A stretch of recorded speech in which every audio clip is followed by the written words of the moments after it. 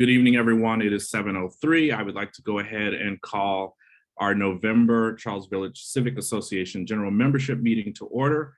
My name is Miller Roberts, and I have the pleasure of serving as the president of the association. And it looks like we have a full agenda tonight, as well as a full room, which is always a good thing.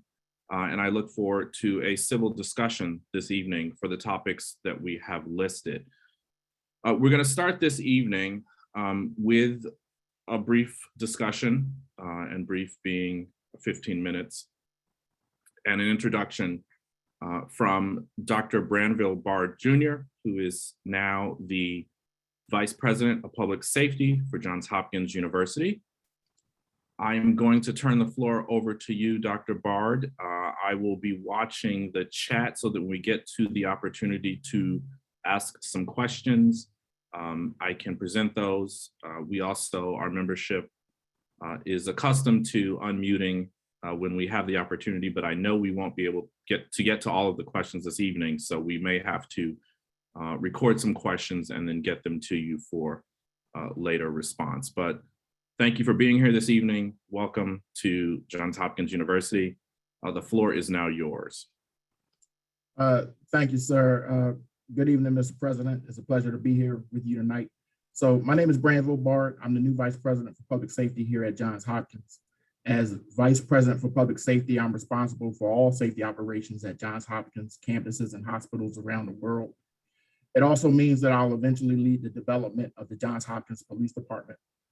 These introductory conversations sometimes get heavily focused on the JHPD, but remember, public safety is not about an isolated approach involving a lone entity. It's about a comprehensive strategy. A little bit about my background. I grew up a poor kid from Philadelphia. As I get to know this city, it's eerie how similar Philadelphia and Baltimore are.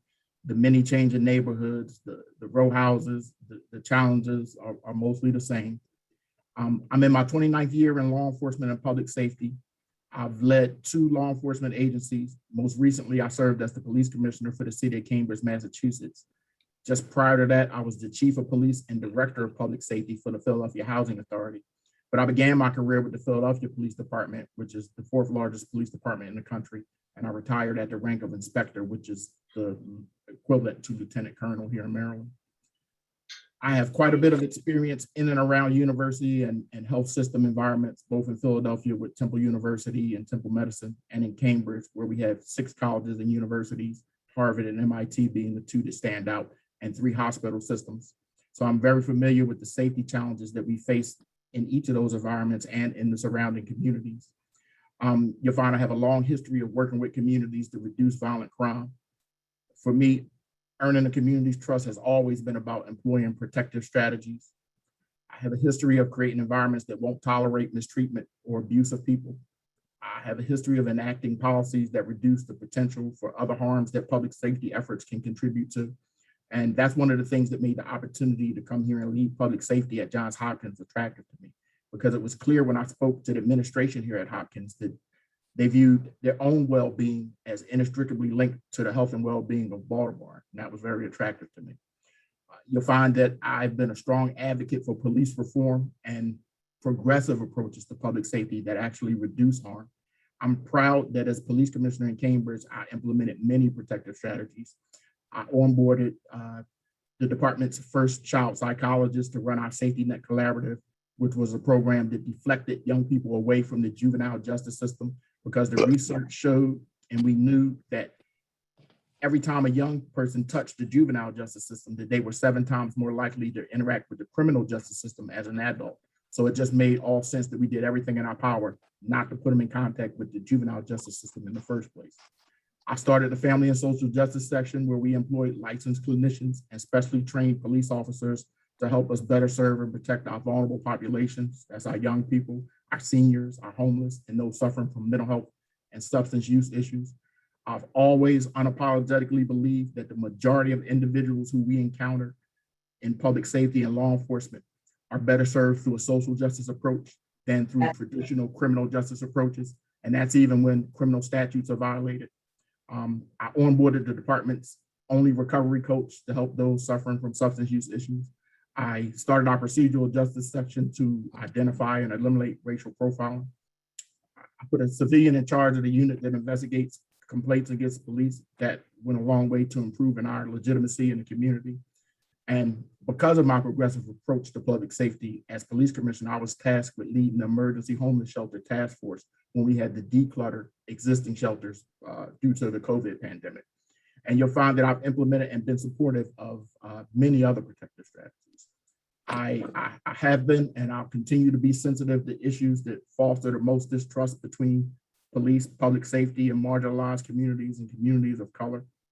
I continually point out the fact that minorities are disparately impacted at every key decision-making point throughout the entire criminal justice system.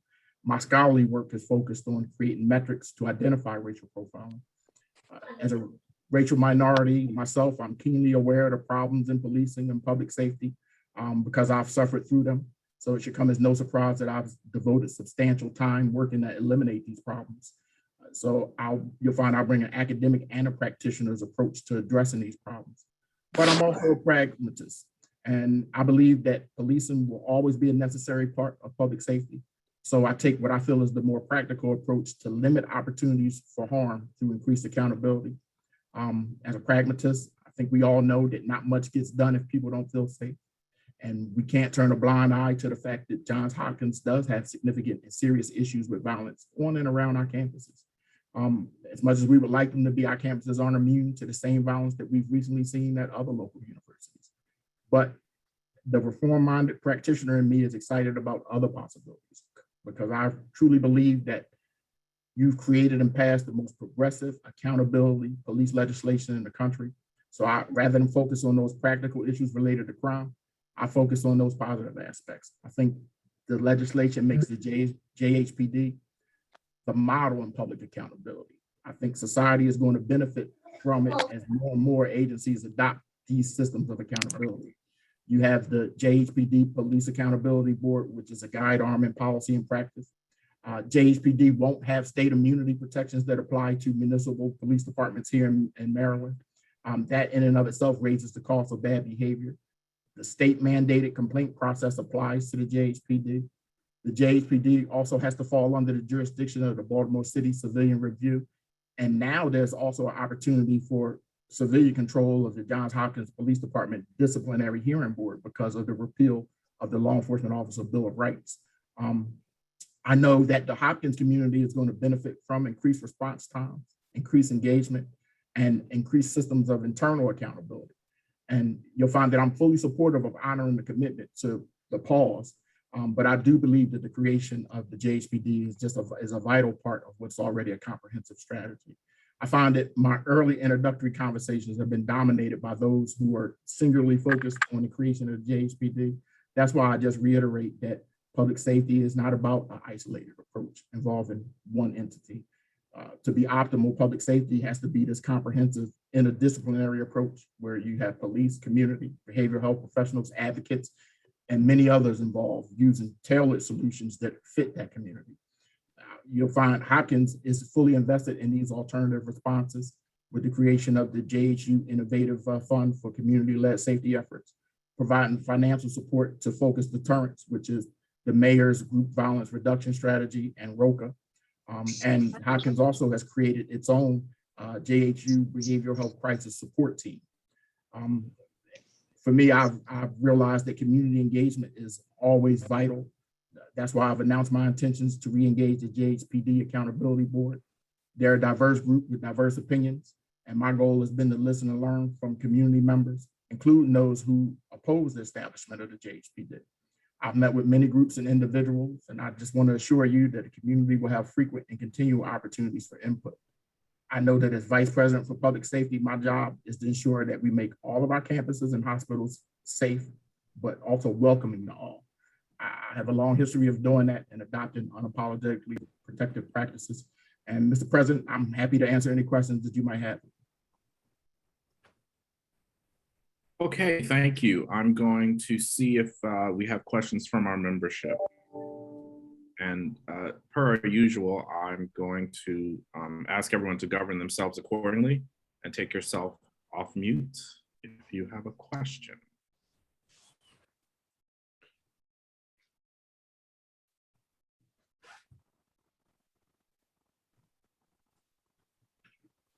I have nothing in the chat.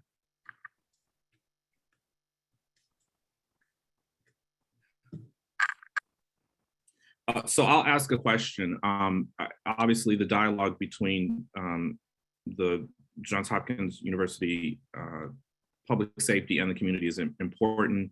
Do you have upcoming town halls, or will you be planning some for us to have further interaction, hear about timelines and developments as they become available?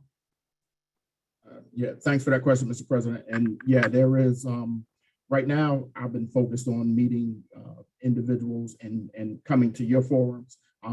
As we roll out different forums for community engagement, I'll make sure that your association is aware and able to participate in anything that affects your area. Okay, thank you. I will one last time ask if we have any questions from the floor, any of our community members.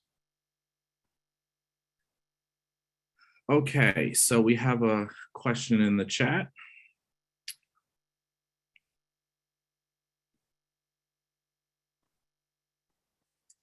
Which I'm sure you can see.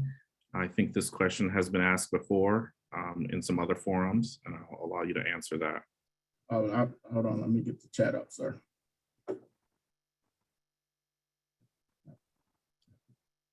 Yeah, I'll just, the question asked about white supremacist networks in Johns Hopkins.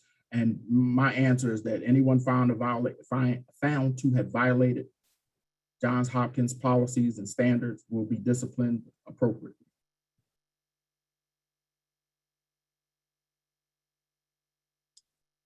Okay, thank you for the question and response. Do we have any others before we move on?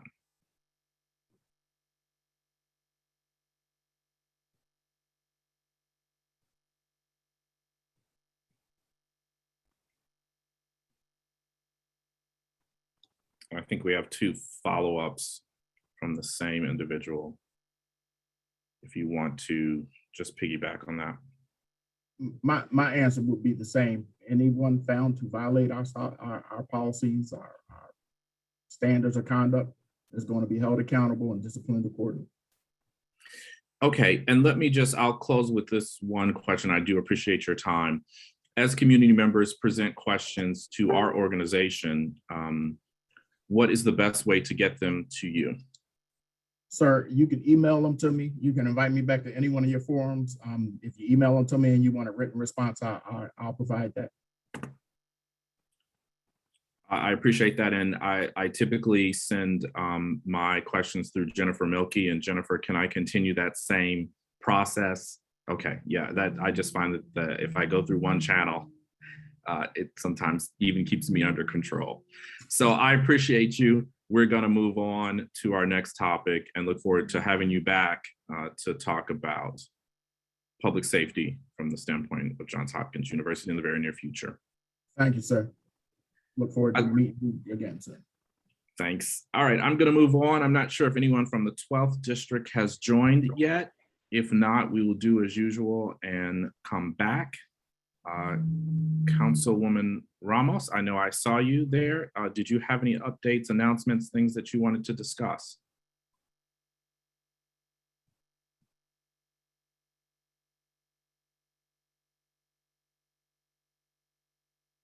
Okay, I'm gonna cycle back because I know sometimes we're. Oh, there you go. Okay. Sorry about that. I was in the same room as another attendee, and so the sound would not have worked. So I had to move upstairs. Anyway, hi everybody. Great to see you all. We're coming up on being in office for a year, so that's exciting. There's a lot that I think we've done, and we've got a lot more to do. Just a couple of updates. Again, I have a weekly newsletter that comes out on Mondays. If you want to subscribe, I'll put my information in the chat. And of course, you can email me about really anything. And on Wednesday nights, I have town halls. Tonight, I've got one about Small Business Saturday coming up next week. I think Diana might talk about that later on if she's on.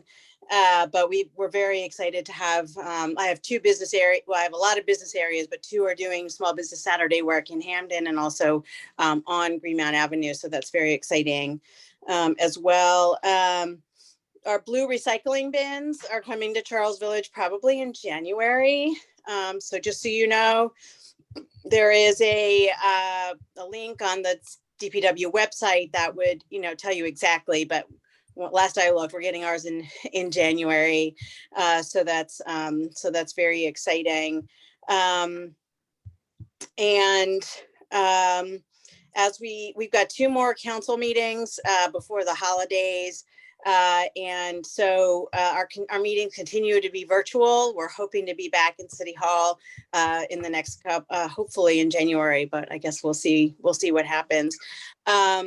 If I'm not sure if there's somebody from the Village Learning Place on, but the Village Learning Place is having a vaccine clinic for young people tomorrow from 3 to 7. So if you need your kids vaccinated, just walk down the street to the Village Learning Place. It's not in my district, but I am one of the founders, so I always like to talk about it, along with Janice and a few others on this call as well. So those are my major updates. Oh, I just want to say about some traffic calming updates. We're still waiting on DOT to retime our lights on 28th and 29th Street, the traffic lights. And they only have 2 people who know how to do it. So we're waiting for that, and hopefully that'll happen in the next few weeks. And then I had promised the community to schedule a walkthrough with DOT for some of the other things that we're working on. The General Assembly will have there will be a bill. There'll be 2 big things regarding traffic calming that I'd like to just talk about. One is, 3.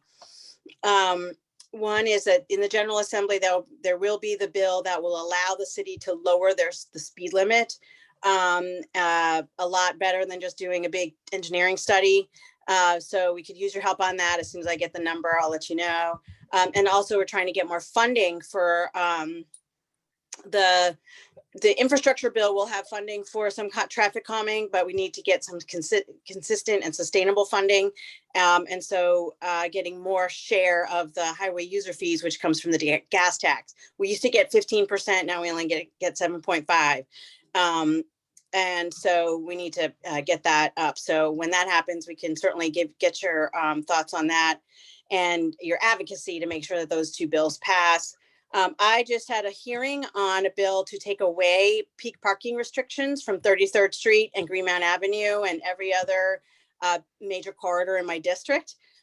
We decided not to vote it out because DOT is actually doing a study about peak parking restrictions. And that's when, if you have to move, I don't want y'all to have to move your cars anymore at 4 o'clock or at 7 a.m. And that helps with traffic calming as well. And so, we decided to hold the bill until DOT is finished with their study, and then we'll pass it probably in January or February, which will be able to then have all those signs removed. So that's exciting, another help aspect in our traffic calming area. So I think that's it for me. Thank you very much for the time. I really appreciate and I'm happy to answer any questions.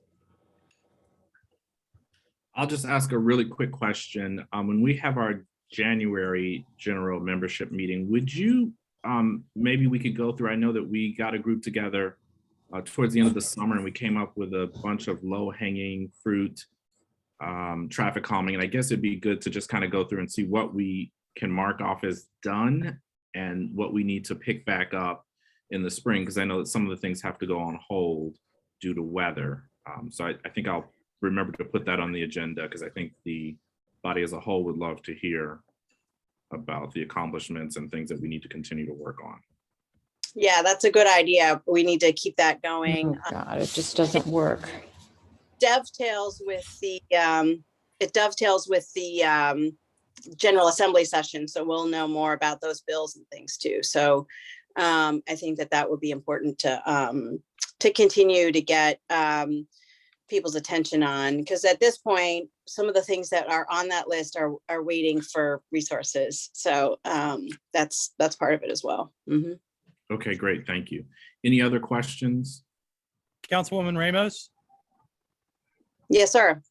I'm curious, I sent some photos and paragraphs to your office about some traffic, some lines for 28th Street being painted because I was wondering if there's any new development with that. We had sent it into 311 and I'll follow up to see where Thank that is. you. Thank you so much. Yep.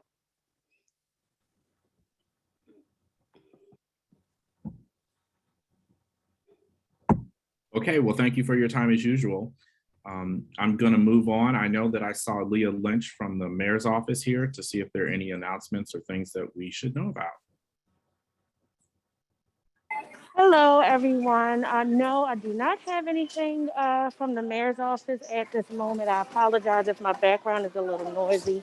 I'm running a personal errand.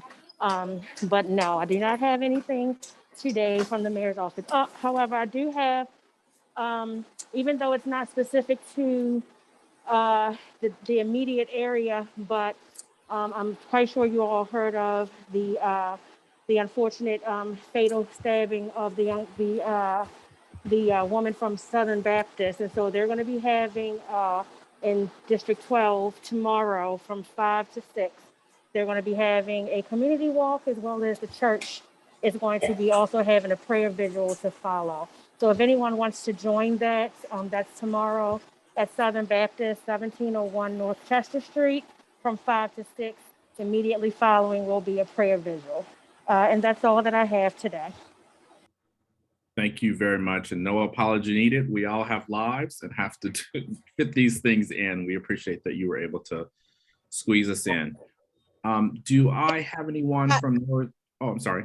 One thing, I'm sorry about that. She reminded me, I just want to make sure everybody knows that the Mayor's Christmas Parade is definitely happening on December 5th. So 1 o'clock. So come on over to Hamden. It's in most of it is in my district. So that's why I'm all excited about it.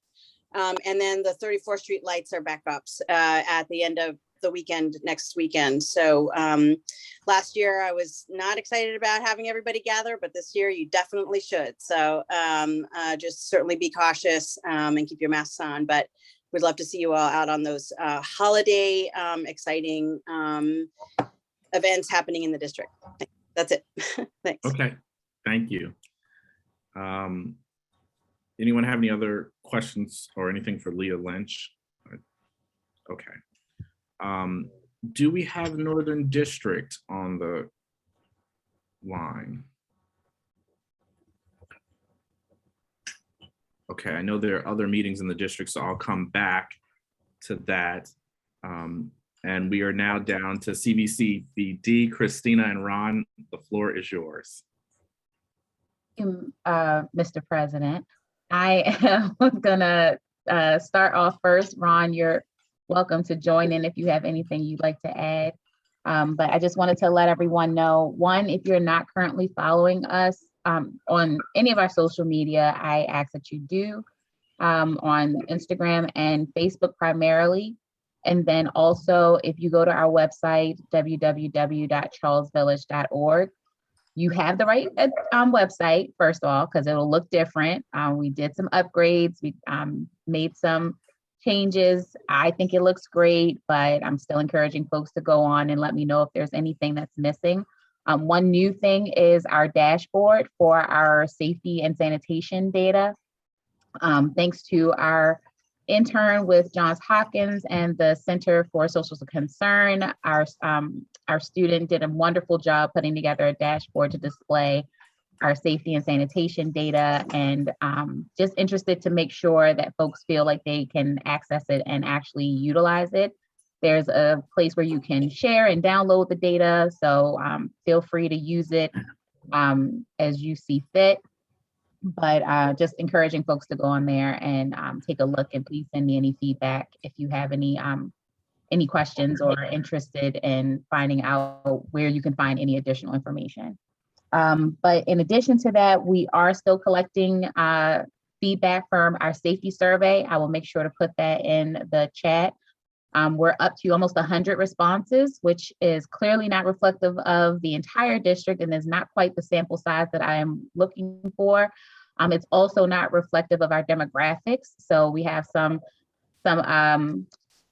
disparities in our responses in terms of the location of individuals, how people choose to identify. We know from 2018 what those demographics should look like. We're still waiting on 2020 census data in its complete form to be downloaded. So we can update that, but using that data, we have an idea of what we should be looking at in terms of the breakdown, and we're just not there yet. So we'll be doing a lot more outreach after Thanksgiving to make sure that we're getting feedback from everyone in the district. And then, but the safety survey will be very helpful in helping us kind of like direct resources within our safety program. And as of right now, traffic concerns is the thing that is leading in safety concerns. So it's interesting that we're all constantly having this conversation. And then the last thing that I wanted to just mention this evening is about our budget process. And so every year, the benefits district goes through a budget process where I and the finance committee put together a preliminary budget that we believe is reflective of the services that the community finds most impactful, and then also some things that we've learned over the last year where people are interested in seeing us utilizing the surcharge tax dollars differently. We do our best based on capacity and very limited dollars that we receive, but we do like to have conversations in a very transparent way with the community as much as we possibly can. So just so everyone knows, the budget process began actually last month with us beginning to have conversations in communities about this is happening, this is how you can be involved. On our website right now is a recording from our fall that happened last month. You're welcome to go back and review it so that you can see the budget timeline and ways that you can offer feedback, safety survey being one of those ways. And then in early January, we will begin as a benefits district to start having a conversation around what that budget should look like. In February, typically the city lets us know what we should expect in terms of surcharge tax dollars so that we can be more specific in terms of a budget. And then we present that budget to the community for feedback from February to March. And then we have a public forum in April for final feedback. So there's no shortage of opportunities to provide your opinion. We love to hear it.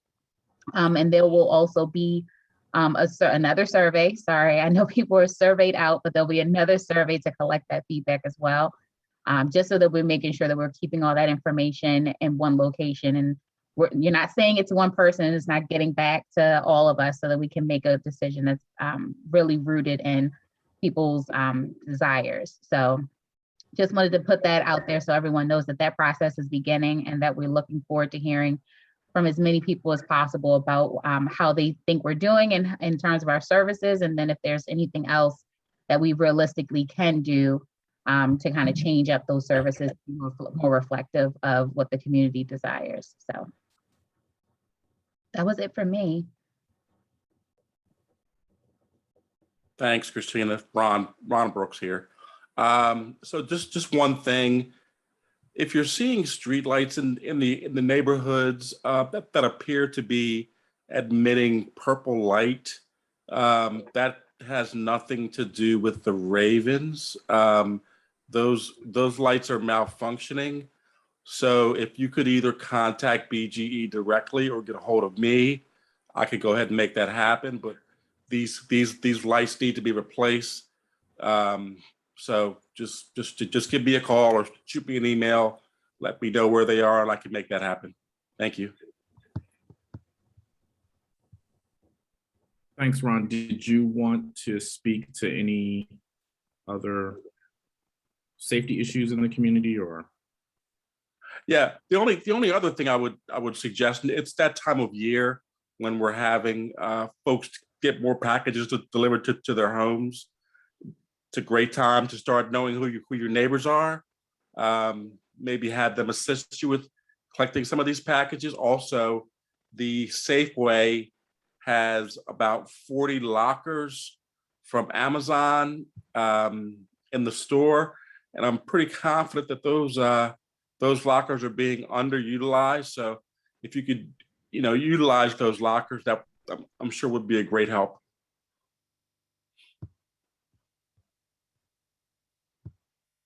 Okay, thank you. Any questions for Ron?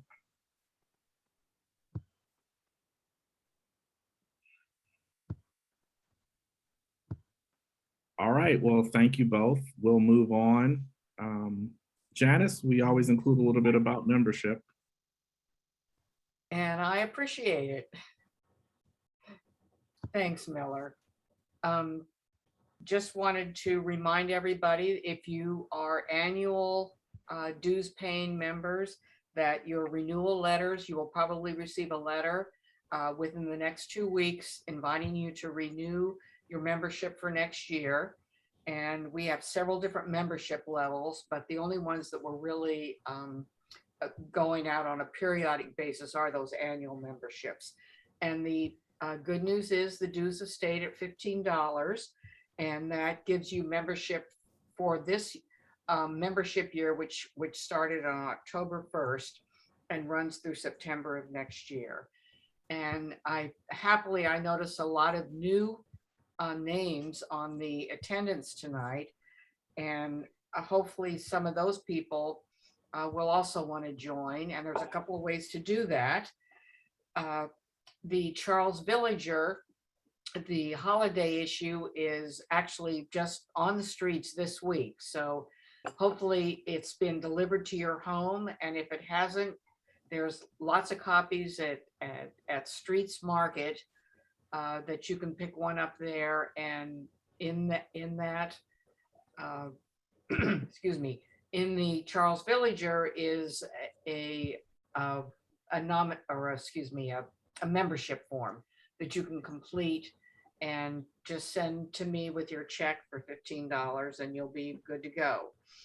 And then you can also join by visiting our website, charlesvillage.net, and clicking on membership, and you can join there as well. So I invite all of you who aren't members to seriously consider becoming a member, because your dues really do help us with all the activities that we do, including the Charles Village Festival, the Garden Walk, the holiday tour, which will be invigorated next year, and of course all of our events that we hold for the community, for community building and just generally having fun. So again, I thank you for your time and hope that you will consider joining us. Thanks, Miller. Thanks, Janice. Okay, I see some important information in the chat regarding upcoming cold weather and winter shelter services. So just please have that information handy for those community members who might need it. We're going to move on. The next point is that I just want to make sure that everyone knows that we have established our calendar for 2022. I believe that a lot of the dates are already up on our website because we have a great group of folks on the Outreach and Communications Committee who keep our website up to date. And we will begin backfilling very soon with some of our concert dates and things like that. But our main meeting dates are established. And if you have any questions or need a copy of the PDF, feel free to reach out to us or to me. Okay, so I'll move on to CVCA committees. As you know, we have several committees as an organization. We're always looking for committee members. I'm gonna go through our list very quickly to see if any of the committee chairs have any announcements. I will also add before I do that, I want the other board members and our general membership to hold my feet to the fire. There was a request that we do a little bit more to make sure that we have some consistency across committees, that we do more to list meeting dates for committees on our website so that if people want to pop in and help with a particular event, and even post some minutes as we can do. So the governance committee is going to meet on that, and we've said that we're going to do it. And I'm publicly on this recorded line saying that I've committed to doing this. And I might delete this recording later. No, just kidding. But we need to get that done. So let me go ahead and start. Gina, Beth, anything for outreach communications? Miller, I'm happy to talk about the lights contest now. Otherwise, That'd be wonderful. Go right ahead. we can jump forward. This is Beth Tone. Hi. We have an exciting new event that we're spearheading this year and trying to get just a little bit of spirit in the community for the holiday season. And we're starting a contest called Light Up the Village. Details are being fleshed out and finalized as I speak. So I don't want to say too much yet, other than all of you who like to get out there and decorate your homes or your windows or your doorways or however it is that you can show your holiday cheer and lights to the rest of the residents. We would love for you to register for the contest, and we're gonna have probably roughly the dates are looking like we'd ask people to register by about mid-December, and then we'll have 4 or 5 days of sort of open judging where we'll give you some yard signs and people can walk around, and we'll have some judges and then People's Choice Awards. And we are hoping to announce contest winners around at the solstice on the 21st. So again, we're in the final stages of putting this idea together, but we would love to have people participate and just sign up for the contest. So be looking on our social media platforms and the website and everything in the next week, probably, for details of how you can participate. And I've just put up the email to the community info right there. One other thing for the outreach committee, we do send out the weekly e-newsletter, and we do keep the website up to date. So please reach out to that same community info email address with any corrections or anything else you would like to include. We've started populating our calendar on the website, and I'm trying to include other community organizations and big events and fundraisers and things that they are having. As well, we would love for you to subscribe to the e-newsletter, and you'll kind of get a little bit of captures kind of what's going on across the neighborhood. We kind of highlight what a lot of the different organizations in our neighborhood are doing. So that's about it for us. Okay, thank you very much. Any questions for communications outreach? Let's see, how about special events? John, did you have any announcements? I know that the decorating is a special event, but that's really it for now. However, we may be doing some fundraising for the music series with some more of the cicadas t-shirts. We need to check on availability of materials, and we'll be making a decision on that in the next week or so. Okay, thank you. And everyone should know that John has already started on the calendar for the music series for next year. So we should have more than enough events to attend as soon as the weather turns nice again, and maybe even before then. Janice, we already talked about membership. Anything else that you wanted to say about that? No, I'm imagining not. George, did you want to? I'm sorry, Miller. I had my, I was on mute. Nothing to add, just another invitation to people who are not members to become members. And that's it. Got it, thank you. And let's see here. George, sanitation, anything? Well, I don't have too much. Everybody's looking forward to getting those new recycle cans, which hopefully will come in December or January. I do have to add, anybody in the community, if they do see unsightly trash, people dumping stuff where they shouldn't be, if you haven't already, download the Baltimore City 311 app, and you can easily report bulk trash left in areas where they shouldn't be via the app, and help clean up our neighborhood. I'm not sure. We're right here. And I think, George, if I can, to the larger group, I'll just want to remind everyone that when the clock turns January 1, the first business day, be sure to call in on behalf of your community to get the schedule the dates for your community pitch-in days. The clock resets, and if you want to get the best dates, you have to make sure you call. At least that's my practice. The first business day after the first. Okay, any sanitation questions? I'm going to skip.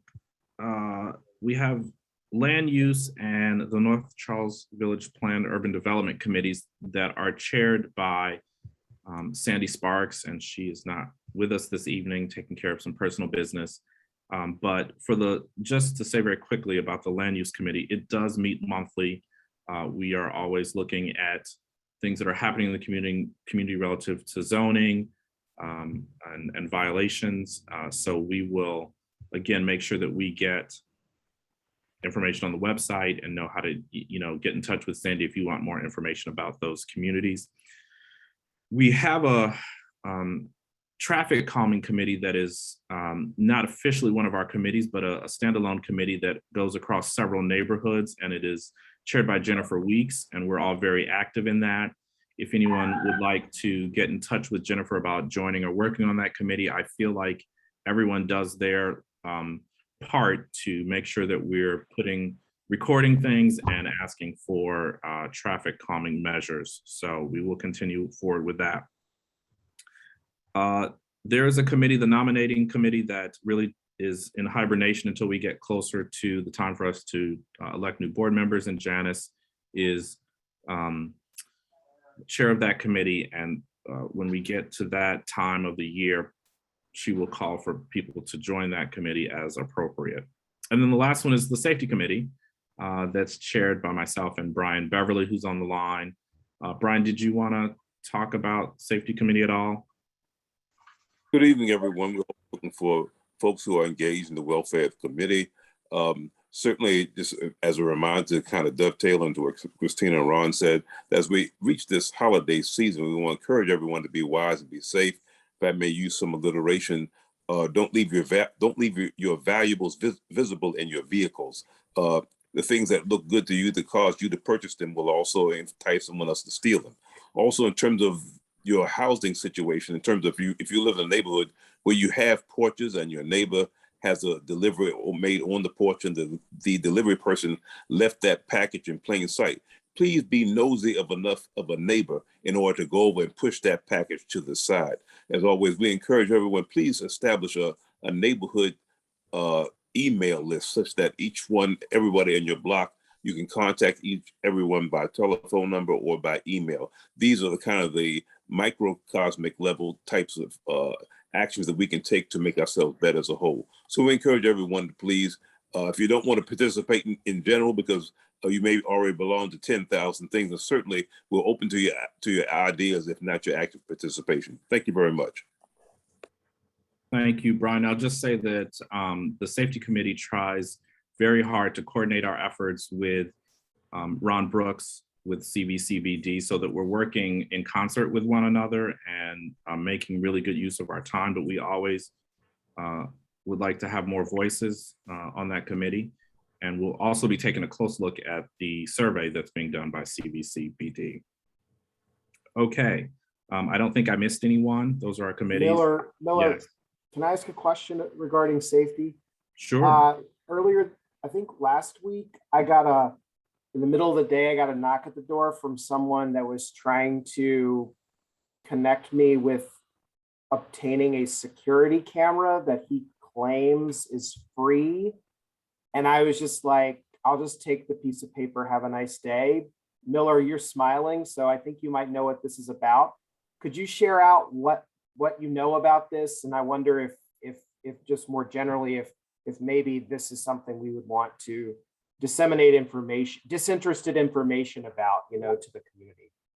Sure, thanks. I'm smiling because I have to tell you, I got so many emails. They must have had a great team. We should hire their team to spread information about our organization, because they definitely left their flyer on a lot of homes. That is in no way related to any of our community organizations.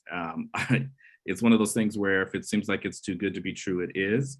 I think that, if people knock on your door and they're saying those sorts of things, always feel free to say, here's Miller's email address. And if you really want to get the word out, have it go through our community association and I will vet that out. But I think that, let me ask Christina and Beth, maybe we can put something in both of the email blasts simply to make sure that people are aware that that is not something that went through us, not vetted through us, and please be sure to vet those sorts of offers accordingly.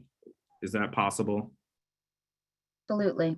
I did do a little digging into the company after several emails and text messages started coming in. So I should be able to put something together and can have you and Beth take a look at it before we put it out there too.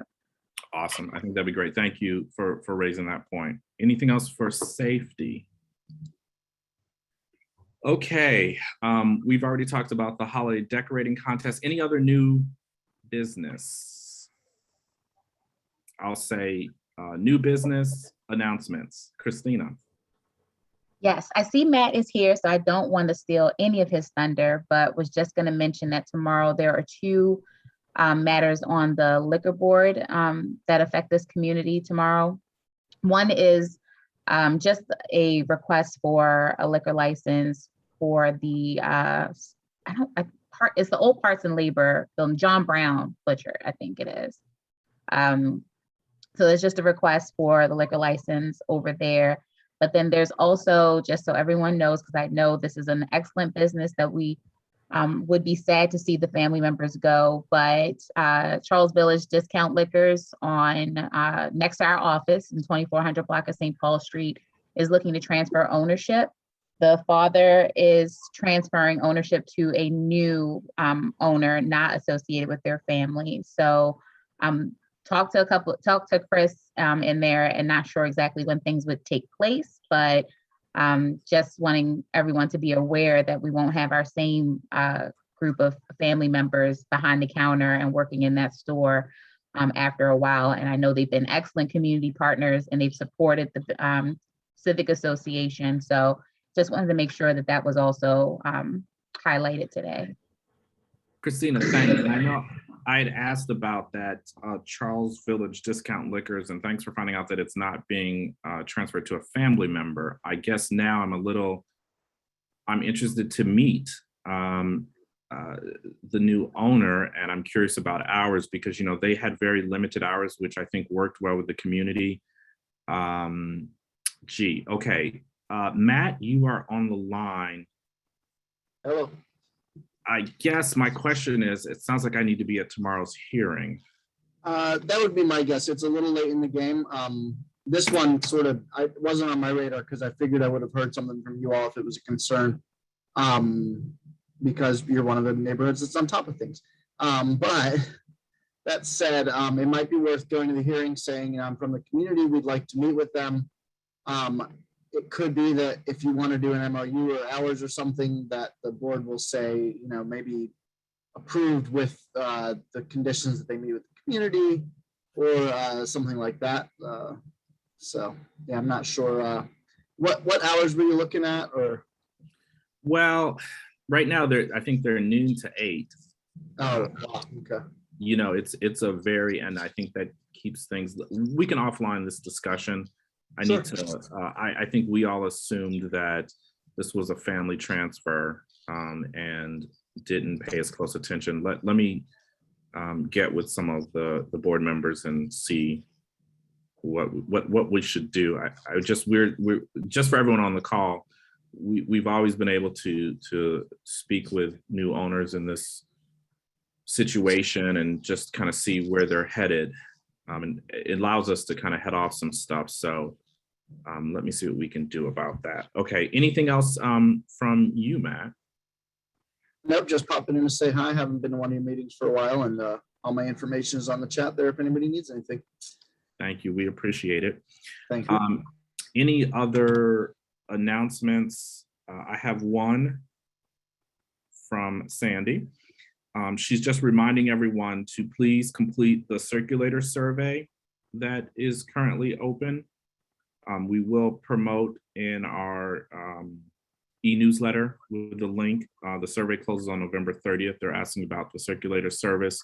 I don't know about anyone else, but I do find that an incredible service in the city and use it from time to time. So please find that survey and complete it. Okay, public comment.